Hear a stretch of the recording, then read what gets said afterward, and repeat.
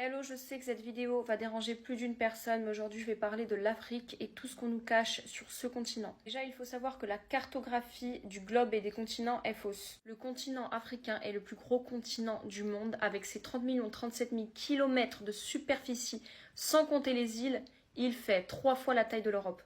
Donc je ne comprends pas pourquoi les continents terrestres ne sont-ils pas représentés tels qu'ils devraient être. Ensuite, je vais parler de l'Égypte antique. Donc l'Égypte, c'est Kémet, ce qui signifie le pays du noir. Il faut savoir que pendant toutes les premières dynasties, les Égyptiens étaient noirs, donc pas blancs, pas arabes, noirs. Ils se sont métissés après avec l'invasion des Perses, des Romains, des Grecs. Donc là, il y a eu une couleur de peau plus claire, mais au départ, pas du tout. De toute façon, c'est écrit et il n'y a qu'à voir la forme de visage des statues, également l'ossature retrouvée sur les squelettes, les coiffures dessinées. Donc pourquoi est-ce qu'on continue de dessiner et de représenter les Égyptiens blancs dans certains films ou livres? Je ne sais pas. On va sûrement me traiter de complotiste, je m'en fous. En fait, j'ai l'impression que l'on minimise les choses et qu'on essaye de cacher un maximum de choses. Il faut savoir aussi que le royaume de Kémet, donc l'Égypte antique, n'a pas été le seul grand royaume d'Afrique. Le royaume de Kouch, le royaume d'Éthiopie, de Saba, de la Nubie avec sa magnifique cité Méroé, le royaume du Congo, le royaume du Ghana. Donc il y avait énormément de richesses, il y avait énormément de rois. Non, les rois ne sont pas seulement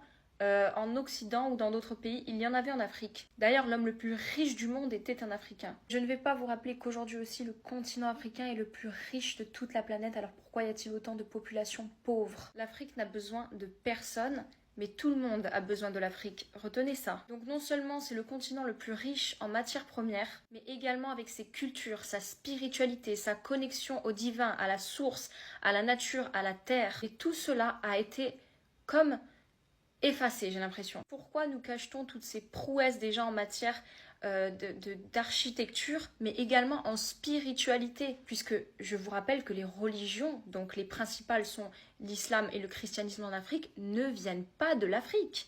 Ça ne vient pas de l'Afrique. Et dans ces anciens royaumes, la femme avait une place très importante, la femme étant liée au culte de la déesse mère, du féminin sacré.